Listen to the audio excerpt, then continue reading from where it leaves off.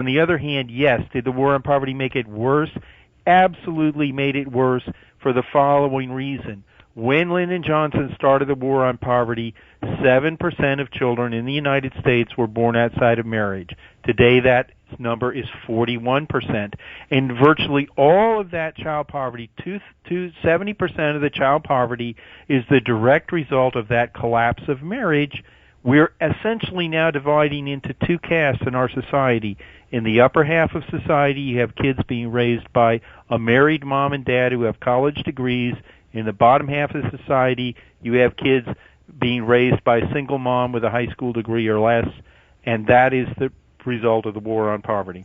Robert Rector is my guest, Senior Research Fellow in Domestic Policy Heritage Foundation. Robert, did you happen to follow the Little League World Series at all? No, I'm sorry, I didn't. A team from Chicago won. It happened to be an all-black team, one of the first times an all-black team won the Little League World Series in a long time.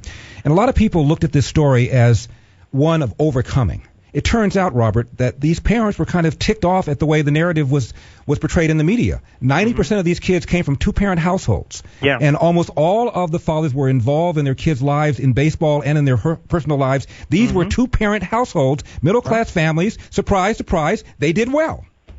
Yeah, and a third of all black families are still married. The kids are born inside marriage, and guess what? Those kids do very well in our society.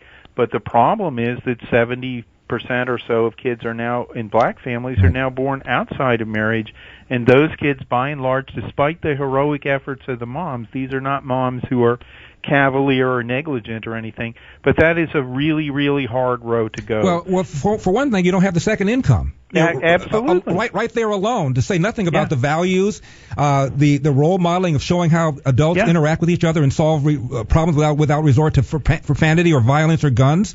There's lots of things you do, but the least of it, is the income. You don't have that. Absolutely. In fact, I've done a study where we have a survey that comes out of Princeton that has the unmarried moms and dads at the time the child is born. Usually we don't collect data on the dad because men don't matter.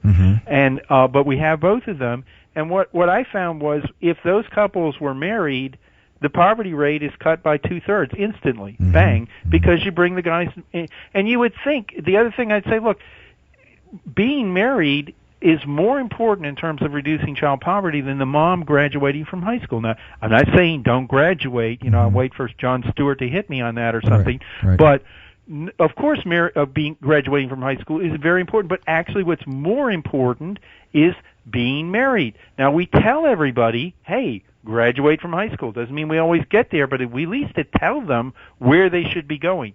We do not tell ever anyone in the United States who's at risk of having a child without being married, that's really not the best decision for you and the child. And if we were just to communicate that, what we find out is that these mothers are actually fairly conservative. The term about them is they're sort of want to be Ozzie and Harriet. They want to be married. They want to they honor marriage.